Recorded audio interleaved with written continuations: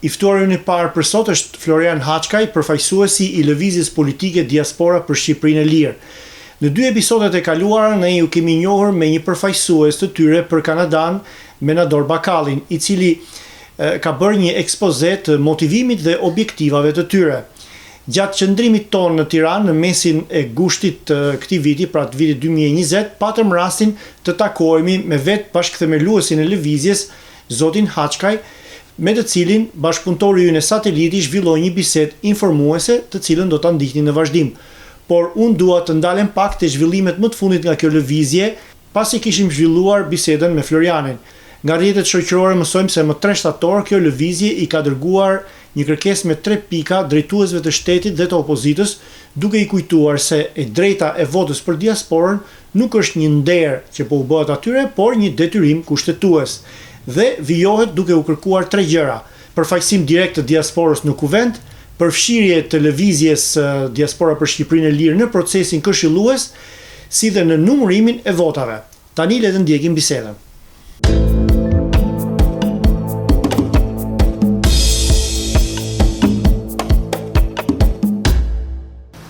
Flori, përshëndetje. Ju aktualisht jetoni në Zvicër, por gjendeni në Tiranë. Duke përfituar nga kjo, mendojmë që të bëjmë një intervistë me ju si një ndër krerët nismëtar të lëvizjes Diaspora për Shqipërinë e Lirë. Kur ju lindi ideja për të përfshirë në këtë lëvizje? Faleminderit zoti Esat për kohën tuaj, për mua është kënaqësi që jam me ju sot. Realisht unë ndodhem në Himar, sepse po punoj për punën që kam në Zvicër nga shtëpia, për shkak pandemisë nuk vizitojmë dot klient ose nuk shohim dot në zyrë, dhe kam zgjedhur të jem këtu pranë familjes. Për sa i përket lëvizjes, kjo është një dëshirë ka hershme e jona, jo për të pasur një lëvizje tonën, po për të ndryshuar diçka, për të qenë një zë alternativ, një zë opozitar për atë se si ndodhin gjërat në Shqipëri, dhe kulmoi, domethënë ajo mërzia jon kulmoi me prishjen brutale të teatrit dhe me dhunimin e protestuesve, dhe unë bashkë me një mikun tim të ngushtë thirrëm në jetë këtë lëvizje, e cila për habin ton shumë të mirë, domethënë ka pasur një rritje shumë të madhe me njerëz cilësor nga gjithë bota, dhe jemi këtu ku jemi sot, ku numërojmë mbi 5000 ndjekës aktiv, po dhe këta pastaj kanë rritjet e tyre më pas që janë në mbështetje dhe është në rritje e sipër. Puna është jo të kemi sasi, po të kemi cilësi në atë rritjen tonë. Flori, ju, por edhe disa shokë të tjerë të kësaj lëvizje, vini nga familje që janë të përndjekura nga regjimi i atëhershëm komunist. Mos përbën kjo një ndër motivet e angazhimit tuaj në këtë lëvizje, edhe pse qeverisjen e sotme ju e quani si bisht apo si vazhdim i regjimit të diktaturës Enver Hoxhës. Me thënë drejtën, kjo është pyetje shumë e rëndësishme dhe edhe sensitive për ne, sepse unë realisht vi nga ana e mamas time, nga familje e persekutuar, deri në vitin 97, në atë familje në shtëpinë që takonte familjes mamit tim ka jetuar ish-kryeministri shqiptar që vjen nga i regjim. Fakti është që një pjesë e madhe e shqiptarëve vijnë nga kjo shtresë, dhe po fakti është që nuk ka asnjë dënuar nga ai ish-regjim në krahasim me vende të tjera europiane, me rastin e Rumanisë, ku diktatori u pushkatua dhe janë dënuar gardian burgu, janë dënuar prokuror e tjerë. Ne e rehabilituam atë klasë në atë farë feje që sot nipër të tyre i kemi në qeveri dhe drejtojnë vendin, ose ish ministri i brendshëm i 92-shit, sot është kryetar parlamenti. Nga ana tjetër dua të them që ne si lëvizje metojmë të jemi pak ndryshe, pra nuk duam të sjellim frymën që kanë sjellë këto 30 vite, pra vjen një rapal i vetmi qëllimi i tyre është të shajnë dhe të sulmojnë të tjerët. Ne duam të shohim përpara, por komunizmi duhet të dënohet, duhet të ketë kërkesë falje dhe që të shihet përpara. Përndryshe thjesht do harrohet dhe kur harron historinë fatkeqësisht përsëritet. Ne si lëvizje thash nuk duam të fokusohemi tek njerëzit që filani është nipi fistekut dhe t'i sulmojmë, sepse kjo nuk na sjell përpara. Na sjell përpara të fokusohemi tek çështjet që ne mendojmë se mund të zgjidhen dhe duam zgjidhim me ekspertizën tonë, me energjinë tonë, dhe të jemi të fokusuar tek zgjidhjet, jo tek problemet. Probleme ka me mira. Po, para disa javësh, Kuvendi i Shqipërisë aprovoi vendime të rëndësishme ligjore ku jep të drejtën diasporës në parim që të marrë pjesë në votime. Ne jemi këtu përpara oborrit godinës Kuvendit të Shqipërisë. Cili do të ishte pra komendi juaj për këto ndryshime? edhe kjo është një pyetje shumë e rëndësishme në thelbin e gjithë kësaj bisede. Pra në gjykimin ton, ai parlament me atë legjitimitet të cunguar që ka, domethënë mori vendime të njëanshme, por le të shohim anën pozitive. Pra, çështja e votës diasporës u bë temë e ditës. Këtu jam i sigurt që ka ndikuar edhe presioni jon si lëvizje, po dhe i shoqatave të tjera, që ne të bëjmë faktor. Parimisht diaspora ka pasur të drejtën e votës gjithmonë. Çdo shqiptar e ka të drejtën e votës, thjesht duhet vije këtu. Dhe akoma është e tillë, dhe ne kemi dyshimet tona të forta që fakti që kjo çështje kaq delikate i është kaluar KQZ-s si entitet që ta zgjidhë teknikalitet, që t'i zgjidhë teknikalitetet dhe në fakt KQZ e re nuk është formuluar akoma, mendohet diku mbas një muaji gjysmë 2 muajsh, të jemi realist sa dëshirë ka pas kësaj realisht që kjo të bëhet për zgjedhjet e ardhshme, unë mendoj se ka shumë pak. Por ne kemi qelluar grupim kokfort, me thënë drejtën, dhe nuk do heqim dorë nga kjo, që ta realizojmë që zgjedhjet e tjera. Dhe në këtë aspekt ne jemi vetë ofruar, si më thënë, duke u fokusuar edhe një herë te zgjidhja, KQZ-s, Ministrisë Diasporës, OSBE-s, të cilat po përgatisin draft ligje që t'i paraprim kësaj situatës që okay, tani u krijuam, s'kemi kohë deri në maj ose në qershor kur do të zgjedhjet, sepse e nuhasim që kjo është strategjia e tyre. Por dhe nga ana tjetër ne duam t'i nxjerrim hapur aktorët politikë në Shqipëri se sa duan realisht ta bëjnë dhe se sa e kanë propagandë. Pra, nëse nuk realizohet për zgjedhjet e tjera, kjo është thjesht një propagandë dhe të paktën diaspora duhet ta marrë vesh se cila është qeveria që drejton vendin, qeveria dhe aktorët politikë, ose mos dëshirën ose dëshirën e kanë të gjitha palët. Kështu që rruga është e gjatë, po ne kështu e shohim. Flori, ju pra keni krijuar një lëvizje të re dhe do t'ishte me interes shumë të dinim cila do t'ishte formula e kësaj lëvizje për përfaqësimin e diasporës, po për shqiptarët e Kanadas. Për hir të vërtetës, lëvizja jon ka qenë që për fillimi dhe do të jetë një lëvizje ku nuk do flasi uni, nuk do flasi personi, po do flasin grupet e punës dhe do jetë gjithë përfshirëse. Në këtë kuadër ne kemi grupe pune për shumë çështje të rëndësishme, rreth 14 pune aktualisht grupe pune që ne flasim.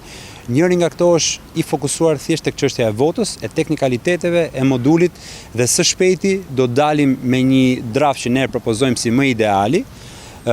Por mund të flas pak për ide, domethënë ka ide të ndryshme. Ideja më ideale e përfaqësimit diasporës është që Kuvendi i Shqipërisë të ketë një qark të 13.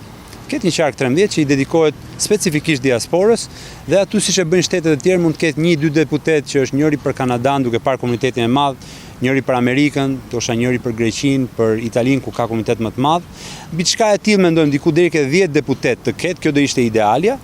Edhe një herë, këtu dëshira është tej mase e vogël nga aktorët politikë në vend, sepse kemi diskutuar hapur për këtë, por ne duhet shohim çfarë është dëshira e votuesve, jo çfarë është dëshira e politikëbërësve këtu, sepse për këtë është qartësisht një pengesë në këmbët e tyre, sepse vjen një lloj përfaqësimi më dinjitoz nga diaspora dhe vjen një votues më kërkues, që është mësuar me shtetet ku banon, ku politikani nuk është aty dhe po të bën një nder duhet i lutesh, por është aty thjesht për të shërbyer aty, siç është në rastin e Gjermanisë, Zvicrës ku unë jetoj prej vitesh.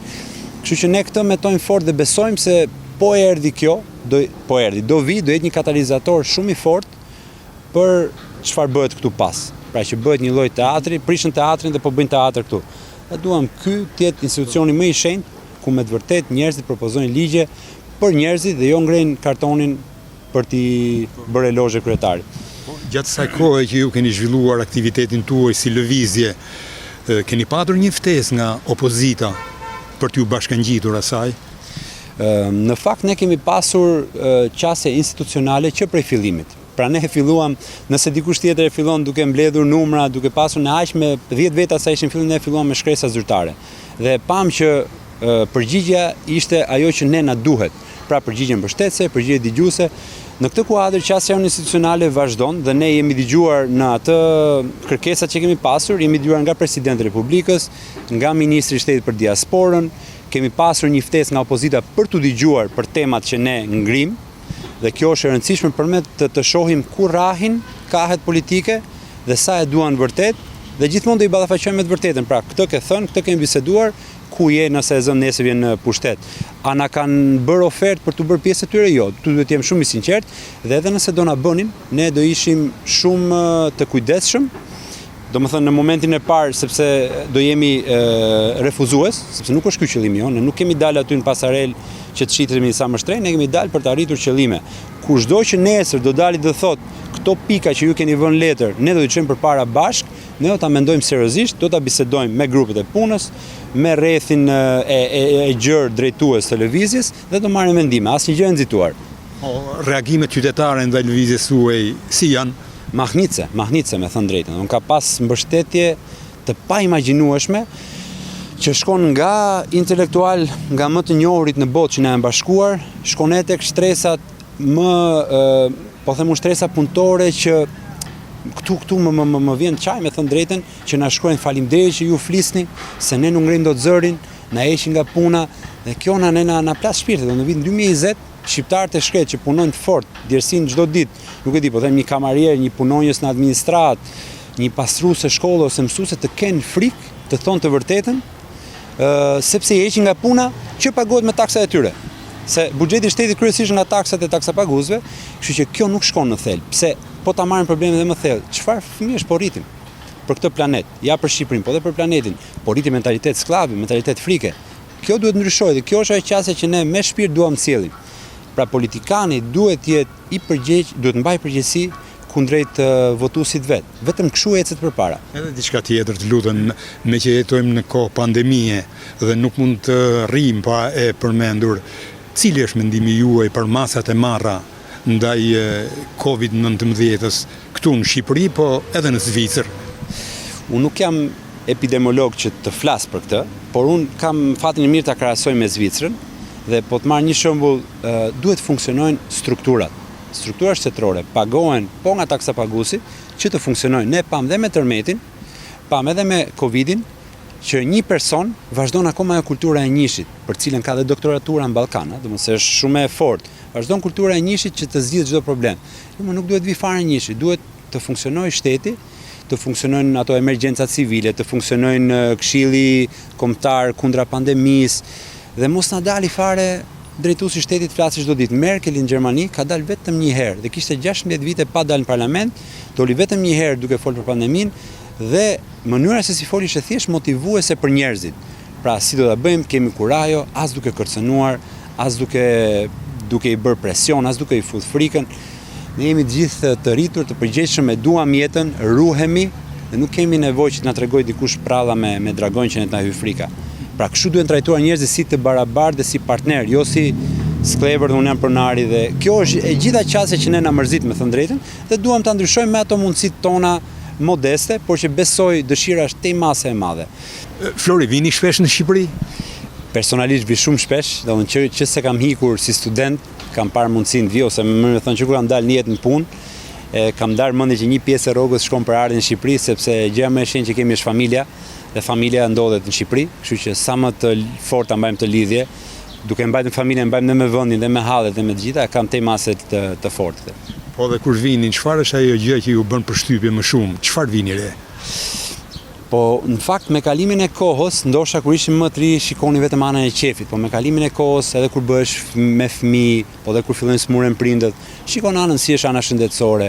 Dhe unë jam shumë i ndjeshëm nga kjo anë. Dhe është një shembull që e përmend her pas here, domethënë kur ne që jetojmë jashtë, i kemi mundësitë prindët tan, kur kanë një problem, ti mjekojmë ndoshta jashtë, dhe kur shojmë atje na thonë që ore, filan politikan nga Shqipëria, deputet të thjesht vinë me kohën këtu në për spitale private, ti thua po mirë, njerëzit e thjesht vdesin spitaleve sepse nuk kanë mundësi të pagojnë që të kurohen, ndërkohë që presupozoj shëndesia duhet ishte falas, kurse këta që janë të zgjedhur nga ne për të drejtuar ose për të na shërbyer ne, shkojnë kurohen si mbretër, që këtu ka një diçka që nuk shkon, me thënë drejtën. Kjo vjen në gjithë vendet postkomuniste, jemi realistë, por ne na intereson vendi jon, si mund ta ndryshojmë këtu. Dhe ka disa gjëra bazë që e bën njeriu mos largohet nga vendi. Arsimi, shëndetësia, siguria. Po ishin këto dhe ekonomia ka prosperitet, sepse njerëzit duan, kanë dëshirë për biznes, por po nuk patë këto tjerat, ndodha ajo që po na ndodh ne që sipas statistikave të Kombeve të Bashkuara në fund të shekullit Shqipëria do ngelet me 800.000 banor nëse vazhdon me këtë ritëm hike. Dhe kjo është për të vënë kujën, si thot populli, sepse ju imagjinoni impaktin shoqëror dhe impaktin ekonomik që ka kjo. Më lejoni vetëm shtoj në fund që ne jemi të hapur për çdo që do të na bashkohet, qoftë nga Shqipëria, qoftë nga diaspora. Faqja në Facebook është sot me rrjetet sociale mënyra më e thjeshtë për të na bashkuar, Diaspora për Shqipërinë e Lirë. Është faqja e webit që është po e dhënë aty. Jemi të hapur, kemi nevojë për çdo mbështetje sepse ne jemi krejt vullnetarë në këtë që bëjmë.